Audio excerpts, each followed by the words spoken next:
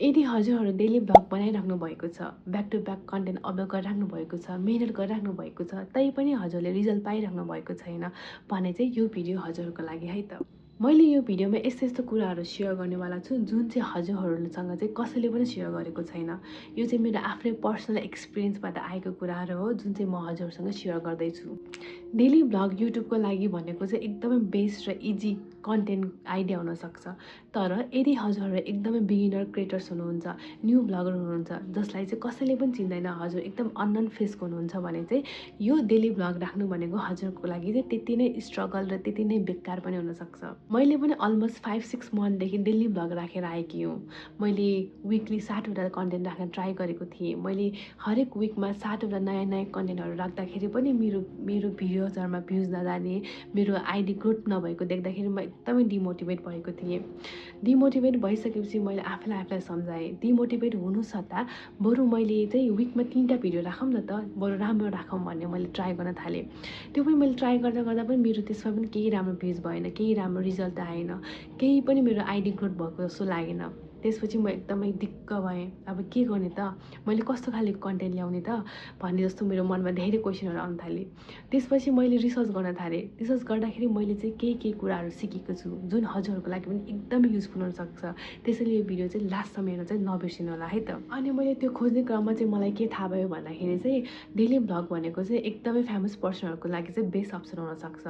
किन भन्दाखेरि उहाँहरूको अलरेडी फ्यान फलोइङ हुन्छ अनि मान्छेहरूले उहाँलाई माया गर्नुहुन्छ, उहाँहरूको बारे कन्टेन्ट खोज्नुहुन्छ, उहाँहरूको लाइफ स्टाइलसँग चाहिँ क्युरियस हुन्छ, के गर्नुहुन्छ, कता जानुहुन्छ भनेर उहाँहरूले इन्ट्रेस्ट देखाउँछ। त्यसैले उहाँहरूले खाएको भिडियो राखे पनि एकदमै पपुलर हुन्छ, हिँडेको सुतेको जे भिडियो राखे पनि एकदमै पपुलर हुन्छ। किन भन्दाखेरि मान्छेहरूलाई इन्ट्रेस्ट छ। तर as a new content creator, new vlogger हाम्रो स्ट्रेन्जरहरूले चाहिँ हाम्रो भिडियोहरू किन हेर्नुहुन्छ त, जबकि हामीसँग फ्यान फलोइङ पनि छैन, हामीलाई कसैले चिन्नु पनि हुन्न र हामी कोहीसँग कनेक्टेड पनि छैन र कसलाई पनि हाम्रो लाइफसँग इन्ट्रेस्टै छैन। उहाँहरूको 10 मिनट, अमूल्य 10 मिनट हामीलाई किन दिने त, किन वेस्ट गर्ने त? हाम्रो भिडियोमा त्यस्तो के छ र उहाँहरू आएर हाम्रो भिडियो क्लिक गरेर हेर्नु परोस्? हो, यही क्वेसन हामीले आफूलाई सोध्नुपर्ने रहेछ। अब हजुरहरूलाई लाग्न सक्छ यो त पपुलर मान्छेहरूको लागि डेली भ्लग हो भने चाहिँ अब हामी जस्तो स्मल कन्टेन्ट क्रिएटर जसको इन्ट्रेस्ट डेली भ्लग बनाउने हुनसक्छ, उहाँहरू चाहिँ के कामै छैन त, कि उहाँहरू पनि एकचोटि त हामी जस्तै त थियो नि, उहाँले मेहनत गर्दा माथि पुगेको त हो नि भन्ने हजुरहरूको सोच हुनसक्छ। हो, यसको पनि मैले एन्सर लिएर आएकी छु। मैले त्यसको मतलब मैले हजुरहरूले डेली भ्लग राख्न छोड्नुहोस् भनेको होइन। त्यसको मतलब मैले चाहिँ पहिला हामीले आफ्नो आइडेन्टिटी क्रिएट गर्नुपर्छ। हामीले युट्युब अल्गोरिथम सँगसँगै हामीले हाम्रो भ्युअर्सहरूलाई चाहिँ हामी पनि छौँ है भनेर हाम्रो आइडेन्टिटी चाहिँ हामी पहिला क्रिएट गर्नुपर्छ, उहाँहरूसँग कनेक्ट हुनुपर्छ। त्यसको लागि चाहिँ मैले एकदमै बेस्ट सोल्युसन पनि लिएर आएकी छु। हामी एज अ बिगिनर एकदमै हामीले यस्तो खालेको कन्टेन्टमा फोकस गर्नुपर्छ जुन चाहिँ प्रब्लम बेस होस्।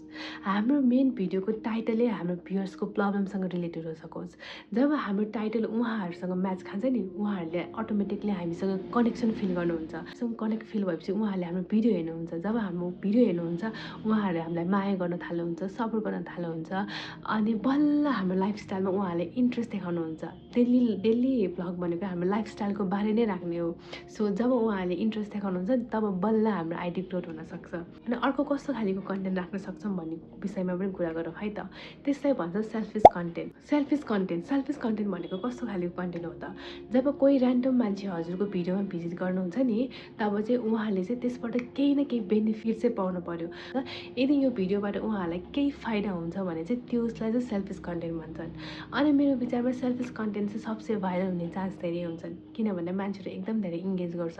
कोही स्ट्रेन्जरले पनि हजुरलाई सपोर्ट गर्छु भनेर हजुरको भिडियो यत्तिकै क्लिक गरिदिँदैन, उहाँहरूको अमूल्य समय हजुरहरूलाई दिँदैन। त्यसैले चाहिँ हामीले चाहिँ सेल्फिस कन्टेन्टमा पनि फोकस गर्नुपर्छ जस्तो लाग्छ मलाई चाहिँ। अब यति भन्दै चाहिँ मैले मेरो भिडियो यतै इन्ड गर्न चाहन्छु। थाहा छैन यो भिडियोमा पनि भ्युज जान्छ कि जाँदैन, तर यदि यो भिडियो कसैको लागि हेल्पफुल छ भने चाहिँ मेरो लागि त्यही इनफ छ है त।